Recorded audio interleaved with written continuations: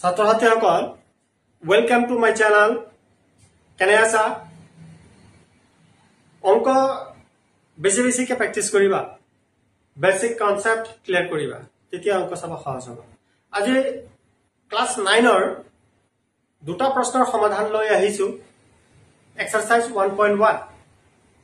লেসনৰ 1 number প্ৰশ্ন শূন্যটো পৰিমেয় সংখ্যা হয়নে ইয়াক p by q ৰ হিত প্ৰকাশ কৰিব পৰা যায়নে এই প্ৰশ্নটোৰ উত্তৰ দিব লাগে Question number 2 3/5 আৰু 4/5 এই দুটা ভগ্নাংশৰ মাজত আৰু পাঁচটা পৰিমেয় সংখ্যা উলিয়াব লাগে দেখা গল দুয়োটা প্ৰশ্নতে পৰিমেয় সংখ্যাৰ ওপৰতে প্ৰশ্ন সুধিছে গতিকে পৰিমেয় সংখ্যানো কি হে কনসেপ্টটো ক্লিয়াৰ থাকিব লাগিব আৰু অখণ্ড সংখ্যাবিলাক চিনি পাব লাগিব তেতিয়া চাবা দুয়োটা প্ৰশ্ন একেবাৰে সহজ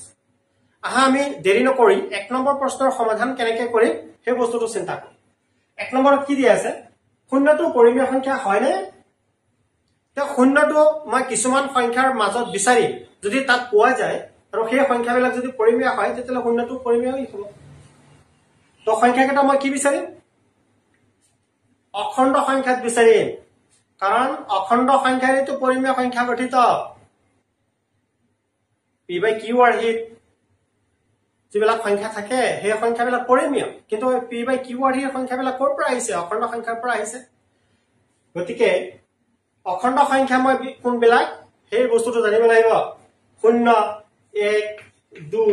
3 ডট ডট ডট আৰু কি আছে ঋণাত্মক সংখ্যা যিবিলাক আছে -1 -2 -3 ডট ডট ডট এই সংখ্যাবিলাক অখণ্ড সংখ্যা গতিকে এই অখণ্ড সংখ্যাবিলাক আমি জানো প্ৰতিটো অখণ্ড সংখ্যা এটা পৰিমেয় সংখ্যা ইয়াত আছে না নাই শূন্যটো আছে যেহেতু শূন্যটো অখণ্ড সংখ্যা গতিকে ই এটা পৰিমেয় সংখ্যা বুজিব পাৰিছা আমি উত্তৰ শৰ্টকাট দিম সিহঁতে যেনেকৈ সুধিছে আমি উত্তৰটো তেনেকৈ দিম শূন্যটো পৰিমেয় সংখ্যা হয়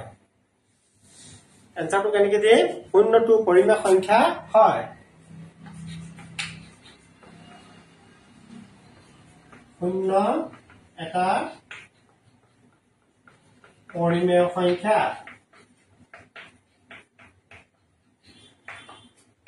সেকেন্ড পাৰ্ট শূন্য p by q ৰ হিত প্ৰকাশ কৰিব পৰা যায়নে য'ত p আৰু q অখণ্ড সংখ্যা আৰু q is not equal to 0 is not equal to 0 মানে শূন্য নহয় তো শূন্যটো এই 0 টো মই p by q ৰ হিত প্ৰকাশ কৰিব পাৰো নে নাই ভগ্নাংশত কৰিব পাৰো নে নাই এক্সাম্পল চাই লওঁ কাৰণ কোৱেশ্চন নম্বৰ 1 ৰ সেকেন্ড পাৰ্টৰ প্ৰশ্নৰ উত্তৰ যাওঁতে আমি এনেকৈ চিন্তা কৰিম সুধিছে 0 টো p by q ৰ হিত প্ৰকাশ কৰিব পাৰো নে নহয় সেই বস্তুটো আমি যদি কৰিব যাওঁ তেতিয়ালে চিন্তা কেনেকৈ কৰিম শূন্যটোক মই ভগ্নাংশ হিচাপে প্ৰকাশ কৰিব পাৰো নে নাই সেই বস্তুটো আগতে চাম 0 is equal to 0 by 1 চিন্তা কৰি চোৱা এটো মানৰ কিবা পৰিৱৰ্তন হৈছে নেকি 0 যদি একেৰে হৰণ কৰা যায় 0 এ হ'ব 0 by 2 এটোটো হয় 0 এ হ'ব 0 by 3 এটো 0 এ হ'ব তাৰমানে দেখিলো 0 ক মই ভগ্নাংশত প্ৰকাশ কৰিব পাৰো এতিয়া মই এটা কন্ডিশন পৰিমেয় সংখ্যাৰ এটা কন্ডিশন আছে এই কন্ডিশনটো টেস্ট কৰিম যে ইয়াৰ ক্ষেত্ৰত এই কন্ডিশন কেটা এপ্লাই হৈছে নে নাই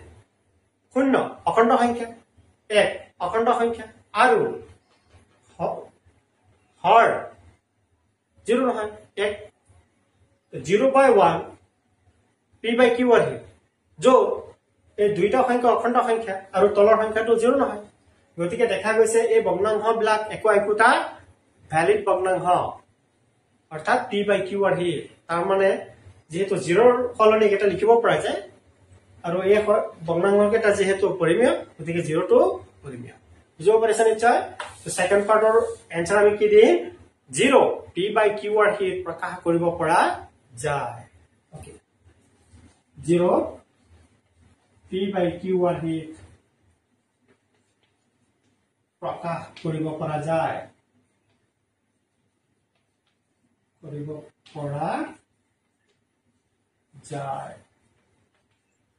বুজিব পাৰিছা নিশ্চয় ওকে নেক্সট আমি 3 নম্বৰ প্ৰশ্নৰ সমাধান কৰিম 3 নম্বৰটো কেনেকুৱা 3/5 আৰু 4/5 এই দুটা ভগ্নাংশৰ মাজত আৰু পাঁচটা পৰিমেয় সংখ্যা উলিয়াব লাগে ভগ্নাংশ দুটালৈ লক্ষ্য কৰা 5 আছে 5 আছে সেম ওপৰৰ সংখ্যা দুটা বেলেগ বেলেগ আছে 3 আৰু 4 দুইটা স্বাভাৱিক সংখ্যা ওচৰা ওচৰি মাজত গ্যাপ নাই কিন্তু আমাকটো কৈছে পাঁচটা উলিয়াব লাগে তেতিয়ালে মই কি কৰিম যে ওপৰৰ সংখ্যা দুটাৰ গ্যাপ যদি আমি কেনেবাকে বঢ়াব পাৰো তেতিয়াই আমাৰ ৰাস্তা ওলাই যাব ইয়াৰ সমাধানৰ হেতু কাৰণে কি কৰিম কোনো যদি সংখ্যাৰে পূৰণ কৰা তেতিয়ালে চাবা ইহঁতৰ মাজৰ গ্যাপ বাঢ়ি গৈছে 2 ৰে কৰা 3 ৰে কৰা 4 ৰে কৰা মুঠতে সংখ্যাৰে যদি পূৰণ কৰা তলে ওপৰে ভগ্নাংশবিলাকত ওপৰৰ লব দুটাৰ ডিসটেন্স বাঢ়ি যাব মাজত গ্যাপ আহিব এতিয়া 3 আৰু 4 মাজত গ্যাপ নাই কিন্তু তেতিয়া আহি যাব তো মোৰ কি পইণ্টস এনেকুৱা ক্ষেত্ৰত যে ওপৰৰ সংখ্যা দুটাৰ মাজৰ গ্যাপ বঢ়াব লাগে এটা নিয়মত এতিয়া এটা পইণ্ট মনত ৰাখিবা যে মই সেই সংখ্যাটো কি লম 10 লম নে 20 লম নে 30 লম নে 50 লম মই সংখ্যাটো কি লম তেতিয়া তোমালোকে এটা ডেফিনিট এটা ৰুল মনত ৰাখিবা যে যদি পাঁচটা পৰিমেয় সংখ্যা উলিয়াব দিছে তেতিয়া হলে 5 + 1 = 6 ৰে পূৰণ কৰিবা যদি তিনিটা উলিয়াব দিয়ে 3 + 1 = 4 ৰে পূৰণ কৰিবা কৰি চাবা যে মাজত তোমাৰ উলিয়াবলগীয়া সংখ্যা কেইটা ওলাই গৈছে তো ইয়াৰ ক্ষেত্ৰত আমি কি কৰিম সিস্টেমেটিক যদি কৰিব যাও যে যেহেতু 3/5 আৰু 4/5 ৰ মাজত পাঁচটা পৰিমেয় সংখ্যা উলিয়াব লাগে গতিকে 5 + 1 = 6 ৰে ভগ্নাংশ দুটা পূৰণ কৰি পাম আনসাৰটো আমি কেনেকৈ দিম যেহেতু 3/5 আৰু 4/5 বৰ মাজত পাঁচটা পৰিমেয় সংখ্যা উলিয়াব লাগে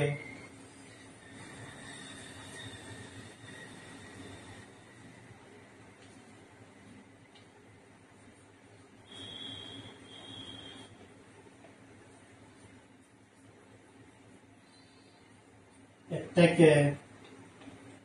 5 + 1 = 6 ৰে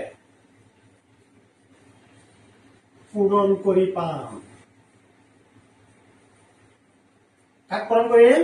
ভগ্নাংশ দুটাক পূৰণ কৰি পাম ভগ্নাংশ দুটা 3/5 আৰু 4/5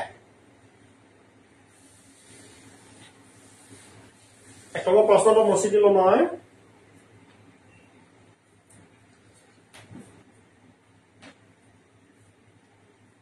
কি পাম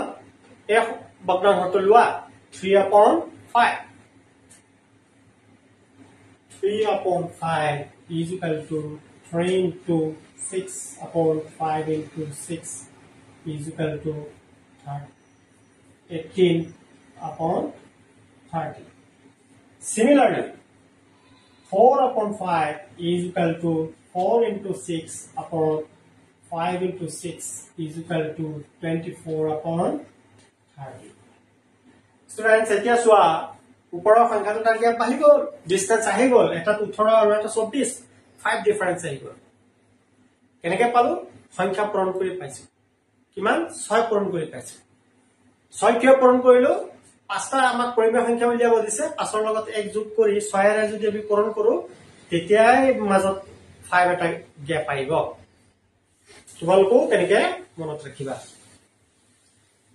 তে ফাইনাল আমি কি লিখিম এতিয়া যে এতেকে নিৰ্ণয় পাঁচটা পৰিমেয় সংখ্যা হ'ব 19/30 এতেকে নিৰ্ণয় পৰিমেয়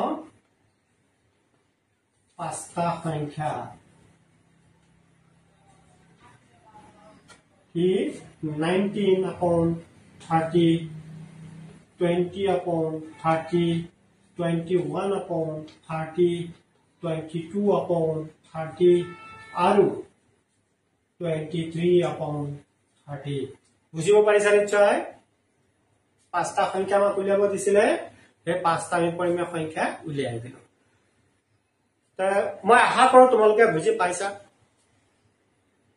চাবা বস্তুখিনি নীৰৱে তেতিয়া য'ত তোমালোকৰ কনসেপ্ট যদি ক্লিয়াৰ হোৱা নাই মই কোৱা ধৰণে তোমালোকে দুই তিনিটা বস্তুৰ কনসেপ্ট আগতীয়াকৈ ক্লিয়াৰ কৰি ল'বা পৰিমেয় সংখ্যা আৰু অখণ্ড সংখ্যা তেতিয়া চাবা ধুনীয়াকৈ পাৰি গৈছা আৰু প্ৰেক্টিচ কৰিব লাগিব